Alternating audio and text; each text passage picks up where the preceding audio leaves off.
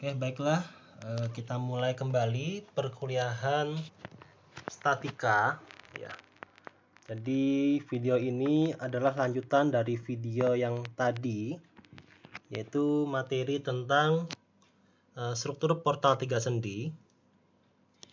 Nah, tadi di video sebelumnya kita sudah belajar langkah-langkah penyelesaian serta contoh-contoh dari portal 3 sendi. Nah, sekarang kita pengen masuk ke contoh soal kedua, yaitu adalah suatu portal dengan 3 sendi memikul muatan beban vertikal terpusat dan horizontal terpusat ya.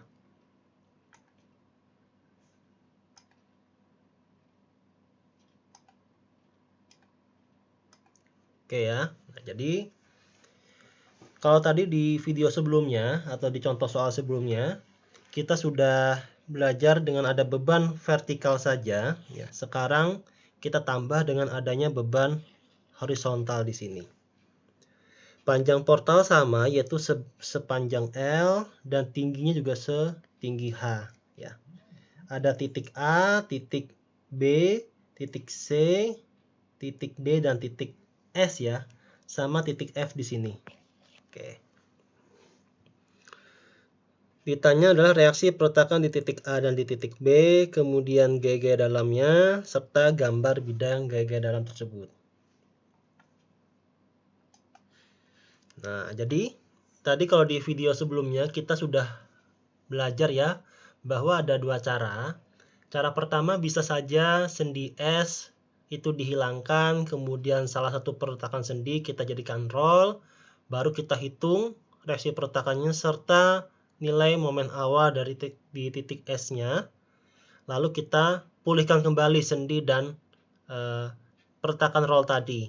Nah, sekarang sebenarnya ada cara lain yang lebih gampang ya. Jadi soal ini ya, itu dapat diselesaikan secara langsung tanpa harus menghapus sendinya ya, dan mengganti sendi B dengan roll ya. Jadi tanpa harus kita melakukan itu. Nah, yaitu dengan persamaan sigma momen di titik A itu harus sama dengan 0 dan sigma momen di titik B itu sama dengan 0. Sigma momen di titik sendi S yaitu sama dengan 0 dan sigma H dan sigma V itu juga harus sama dengan 0. Jadi persamaan-persamaan ini harus kita penuhi terlebih dahulu. Ya. Nah, misalkan kita pengen mendapatkan reaksi perletakan di BV atau di RAV ya. Ya sudah, kita gunakan saja persamaan sigma momen di titik B itu sama dengan 0. Ya. Maka kita hitung kalau sigma momen di titik B itu sama dengan 0, ya. Kita hitung seperti ini. Ya, kita hitung. Maka RAV dikalikan dengan L panjangnya ini. Ya, dari sini ke sini panjangnya adalah L. Dikurang dengan P1 dikalikan B, jaraknya dari sini ke sini. Sudah, ditambah dengan P2 ya. Jaraknya adalah dari sini ke bawah, yaitu sebesar D. Maka didapatlah RAV adalah sekian. Sudah ya. Ini sudah kita penuhi. Sekarang sigma momen di titik A itu sama dengan 0. Ya, kita buat di sini. Sigma momen di titik A sama dengan 0 di sini. Berarti minus RBV ya dikalikan dengan L ditambah ya P1 dikalikan dengan A ditambah lagi ya dengan P2 dikalikan dengan D. Maka RBV adalah sekian. Boleh kita kontrol terlebih dahulu ya. Sigma V sama dengan 0, maka RAV ditambah RBV dikurang P1 itu harus sama dengan 0 ya. Sigma V sama dengan 0. Nah, sekarang kita lihat lagi, ada di sini ada sigma momen di titik S sama dengan 0. Nah, ini dua kali kita tinjau. Kenapa dua kali? Karena kita ingin mendapatkan reaksi perletakan horizontalnya. Ya. Namun pertama-tama ya, tadi kita harus terlebih dahulu memperkirakan arah reaksinya. Nah, harus diperkirakan terlebih dahulu. Biasanya kalau reaksi perletakan vertikal ya ke atas seperti ini, dan horizontal itu biasanya dia selalu arahnya ke dalam ya. Berarti RH itu ke kanan dan RBH itu ke kiri. Ya. Jadi kita misalkan seperti itu dulu. Kemudian kita hitung sigma momen di titik S-nya. yaitu di sini. Jadi ibaratnya portal ini kita potong, ya.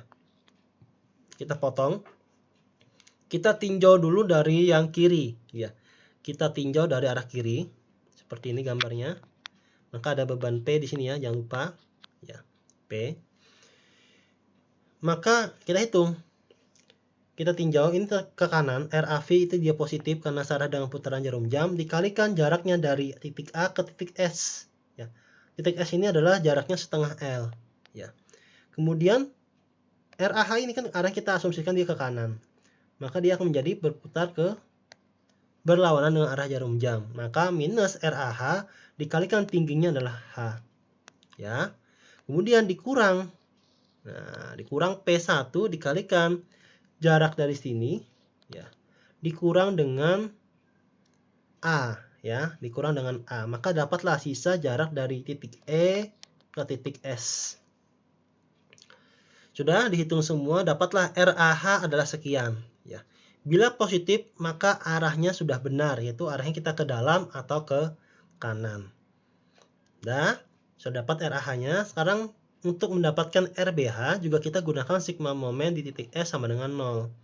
Maka, nah, ya, minus RBV dikalikan setengah L karena dia berlawanan dengan arah jarum jam, ditambah dengan RBH dikalikan H, nah, karena dia searah dengan putaran jarum jam, ya, dikurang, nah ini dikurang dengan P2 dikalikan C.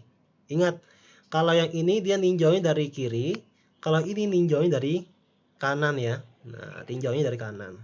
Maka P2 ini terbuat di sini. Tapi P1 nggak termasuk karena kita potong di sini. Ya, jadi portalnya seperti ini. Nah, kita potong seperti itu. Oke ya. Bila positif maka arahnya sudah benar, yaitu arahnya ke dalam atau ke kiri. Nah, sekarang kita kontrol. Ya, sigma H sama dengan 0 di sini. Yaitu adalah RAH ditambah RBH ditambah dengan P2 itu harus sama dengan 0. Nah, nanti bisa teman-teman semua hitung, ya. Oke. Nah, kalau sudah dapat resiprotakannya, maka teman-teman semua bisa langsung menghitung gaya-gaya dalamnya. Jadi cara gaya-gaya dalam ini juga sama dengan video sebelumnya. Ini juga bisa simpel saja. Ya, misalkan bentang A ke C, ya, dari A sampai dengan C. Maka apa, kita lihat batang ini. Ya, batang ini kita lihat. Ya kan? Nah, batang ini teman-teman lihat. Nah, di sini ada gaya ke kanan, ya, sebesar RAH. Maka kita gambar di ke kanan sebesar RAH. Kemudian di sini tidak ada gaya lain, maka dia terus konstan, ya. Dia konstan seperti ini. Kemudian ditutup dengan ke kiri sebesar RAH. Tutup ke kiri sebesar RAH, ya.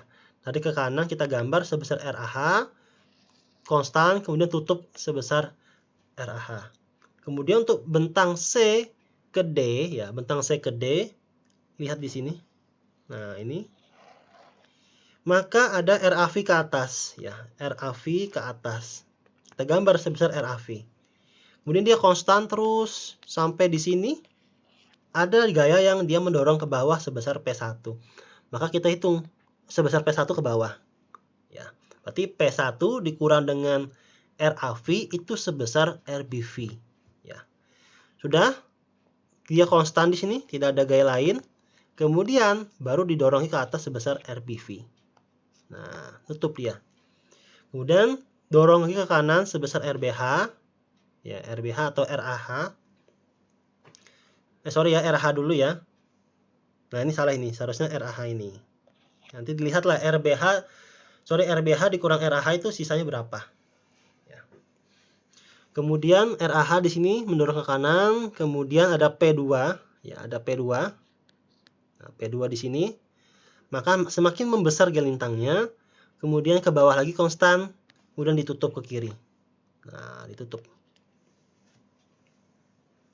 Ya, jadi seperti itu.